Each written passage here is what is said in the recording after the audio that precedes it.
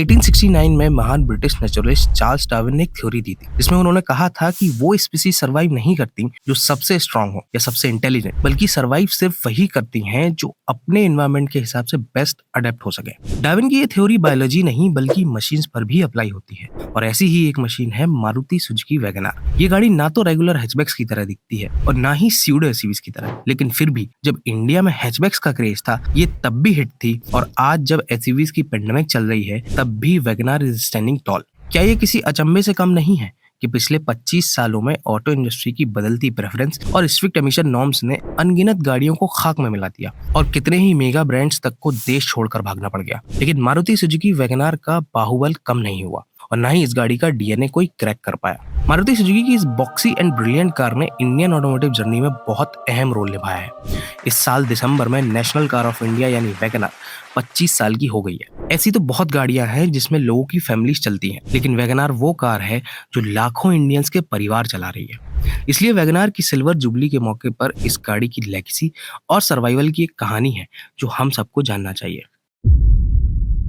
ये late 90s का वो दौर था जब इंडिया में टाटा इंडिका, hyundai सेंट्रो और इवन मारुति की ही 800 के नाम का सिक्का चलता था, लेकिन मारुति को पता था कि 800 अब ज्यादा दिन तक फाइट में नहीं रह पाएगी और फिर इसीलिए मारुति अपनी जापानीज टीम सुजुकी के साथ एक नई मेड फॉर इंडिया कार को प्लान करने के लिए बैठी। तब सुजुकी जापान ने इंडिया के लिए अपनी की कार वैगनआर का प्रपोजल रखा।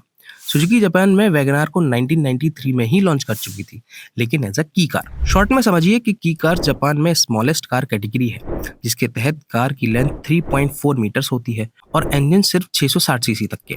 इसलिए जापानीज वैगनआर का भी डायमेंशन और इंजन इतना ही था और ये सिर्फ 2 डोर कॉन्फ़िगरेशन में ही आती थी। अब मारुति के सामने चैलेंज ये था कि इसे इंडिया के लिए कैसे बनाया जाए, लेकिन कार्स के मामले में इंडियंस की नब्ज मारुति सुजुकी से बेटर कौन ही जान सकता है और कंपनी ने एकदम भारतीय स्वाद अनुसार इस गाड़ी में चेंजेस किए और लॉन्च कर दिया।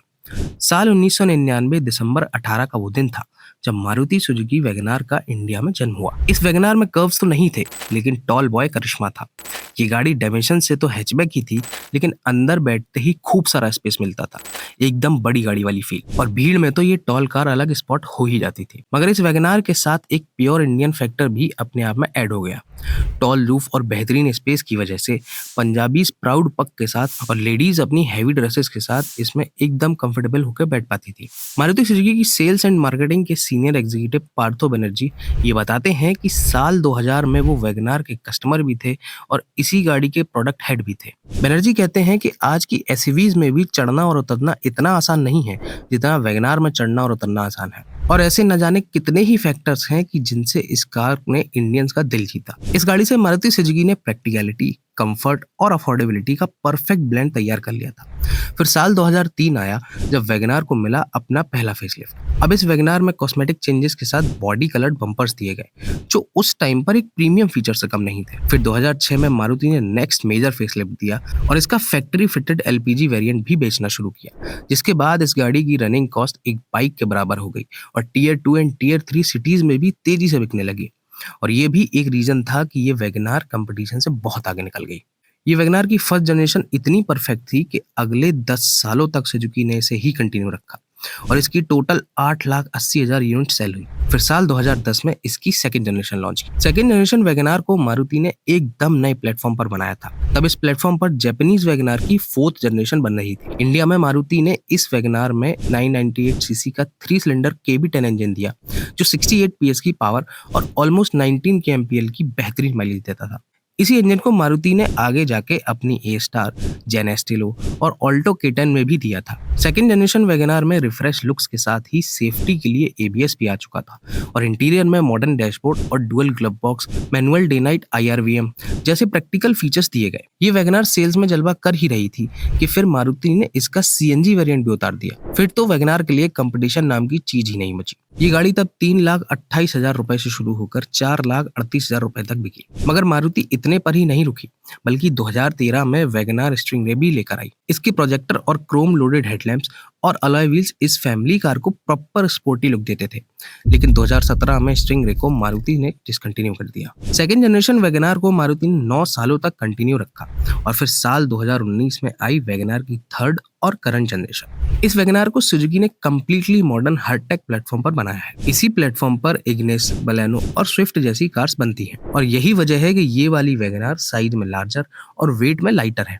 इसका फायदा इंटीरियर में भी मिला। इस वैगनार का पिछली जनरेशन से व्हील बेस 35 mm ज्यादा और चौड़ाई 125 mm ज्यादा हो गई, जिससे इसमें लेग रूम और रियर सीट पर शोल्डर रूम भी बढ़ गया। यानी कि कभी एक की कार वैगनार अब एक परफेक्ट 5 सीटर हैचबैक बन गई। इस वैगनार में पहली बार 2 इंजन ऑप्शन आए, पिछली जनरेशन का 1 लीटर KB10 इंजन और नया 1.2 लीटर K12M इंजन। ये नया इंजन 82 PS की पावर बनाता है और 25 kmpl से ज्यादा का माइलेज देता है। और अब इस वैगनार में टच इंफोटेनमेंट सिस्टम के साथ स्टीयरिंग माउंटेड कंट्रोल्स भी आ गए। यानी कि इस वैगनार में भी प्रैक्टिकलिटी, कंफर्ट और अफोर्डेबिलिटी एकदम स्वादानुसार दी गई। और यही फैक्टर्स हैं कि वैगनार 25 साल बाद भी सेल्स चार्ट पर फ्लाइंग कलर्स में रहती है और अकेले थर्ड जनरेशन वैगनार की ही 1 मिलियन से ज्यादा यूनिट्स बिक चुकी हैं और तीनों जनरेशंस को मिला के 3.2 मिलियन से ज्यादा यूनिट्स बिक गई। मारुति सुजुकी ने हमेशा से ही एस्पिरेशनल से ज्यादा प्रैक्टिकल कार्स बनाई हैं और वैगनार इस चीज का सबसे बड़ा एग्जाम्पल है। और यही वजह है कि वैगनार के टोटल सेल्स में 25% वो बायर्स होते हैं जो इस गाड़ी को दोबारा से खरीद रहे हैं। लेकिन जैसा कि मैंने स्टार्टिंग में ही कहा था कि ये जंग सबसे फिटेस्ट कंटेंडर के सर्वाइवल की है और अब वैगनार को 2 सबसे बड़े चेंज के लिए अडेप्ट करना होगा। पहला तो है सेफ्टी, क्योंकि इस वैगनार ने क्रैश टेस्ट में सिर्फ 1 स्टार स्कोर किया था और ऊपर से सुजुकी को लेकर अनसेफ कार्स वाला नैरेटिव भी बहुत स्ट्रांग हो चुका है, जो अब शायद सुजुकी चेंज करने की राह पर चल पड़ी है, क्योंकि डिजायर को शाइनिंग 5 स्टार सेफ्टी रेटिंग मिली है और उम्मीद है आने वाली वैगनार का भी सेफ्टी स्कोर बेहतर होगा। वैगनार के आगे दूसरा सबसे बड़ा चैलेंज है ईवी ट्रांजिशन, क्योंकि अब गवर्नमेंट बहुत ज्यादा दिनों तक आइस कार्स बिकने नहीं देगी। तो ऐसे में एक इलेक्ट्रिक और अफोर्डेबल वैगनार बनाना सुजुकी के लिए अपने आप में बहुत बड़ा चैलेंज है और अगर वैगनार ने ये भी कर लिया तो शायद ये गाड़ी इंडियन ऑटो हिस्ट्री की सबसे आइकॉनिक कार बन जाएगी। आपका वैगनार को लेकर क्या सोचना है ये कमेंट्स में जरूर बताना और वीडियो अगर अच्छी लगी हो तो इसे लाइक करें और चैनल को भी सब्सक्राइब कर सकते हैं।